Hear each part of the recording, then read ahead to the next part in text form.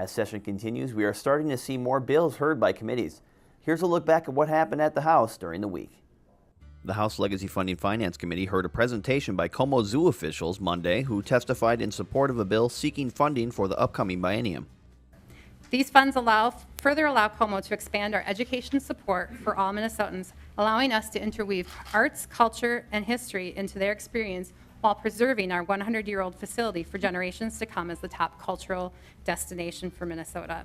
Sponsored by Representative John Lesch, House File 715, which was laid over for possible omnibus bill inclusion, would appropriate $3 million to fund education and appreciation programs, habitat enhancements, special exhibits, and garden access and preservation work. It really is a regional jewel, and it is a park that works. The House will come to order. On Monday, the House began the week by passing House File 375 by a vote of 125 to 0.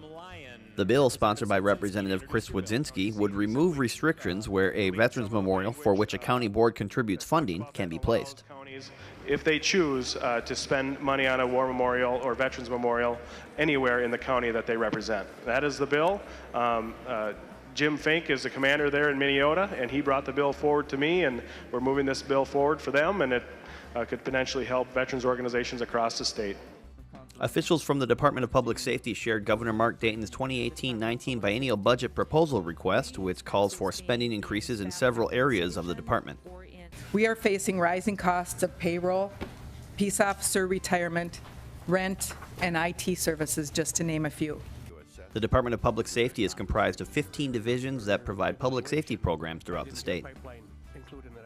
A plan offered by law enforcement officials that would change the police training to better reflect Minnesota's diversity and potentially better reflect those demographics within peace officer ranks has been met with open arms. Sponsored by Representative Tony Cornish, House File 346 as amended would add peace officer training requirements in crisis intervention and mental illness crisis, conflict management and mediation, and recognizing and valuing community diversity and cultural awareness. House File 346 is going to change both the funding mechanism for training for peace officers and some of the make recommendations for policy, as well as add money to the training. We did this to address the concerns of many of the advocacy groups that have been talking to us for the last couple of years and law enforcement. Representative Deborah Hillstrom is one of 23 bill co-sponsors. 15 are DFLers. For the first time, law enforcement has come forward and said, we want you to mandate these kinds of training, and it is the first time anywhere in Minnesota that this has happened. So now we'll have this mandate of crisis response, conflict management, and cultural diversity training. So I appreciate all the work that has gone into this bill. I appreciate all the listening that has happened in trying to come up with something that bipartisanly folks could support. During a contentious, almost 3-hour meeting of the House State Government Finance Committee, DFL State Auditor Rebecca Otto defended a lawsuit that alleges legislators unconstitutionally stripped her office of some duties. Otto, whose office oversees both state and local government spending, is suing the state and 3 counties over a 2015 law allowing county governments to use private auditing services instead of relying on the state auditor's office.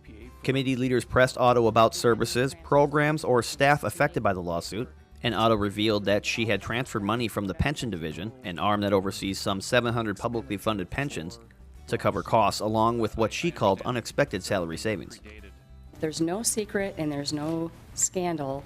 I've been very transparent about the money that we have expended on behalf of the taxpayers of the state that are guaranteed in the Constitution this very basic fundamental protection of their money that government takes when they are taxed.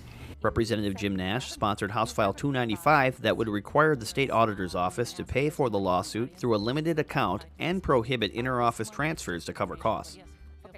We have spent enough of the taxpayer of Minnesota's money on this lawsuit. And we've heard from the auditor today that even transfers into her fund have come from general fund appropriations. And I'm simply saying very simply that new appropriations will not be used for that. There will be no increases in fees and charges as a result of her activities. and that there was, I believe, a calendar date of money appropriated prior to January 1st, 2017, that after that, nothing else can be used. On Thursday, the House Education Innovation Policy Committee considered House File 905. Sponsored by Representative Ron Kresha, it would eliminate the requirement for a student to be willfully violating school policy before their dismissal or removal. What I'm hoping we can do is have the conversation so we can get to a respectful place and come back with a compromise that actually solves this problem.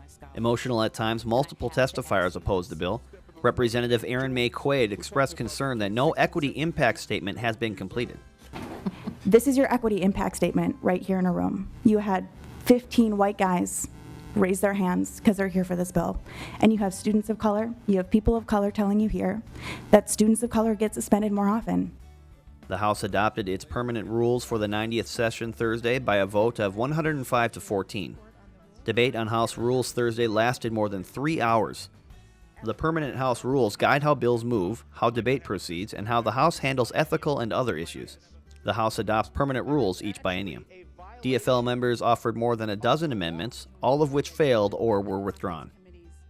Thanks for watching. For more coverage on the Minnesota House of Representatives, check out our session daily coverage at the House website, www.house.mn/sessiondaily.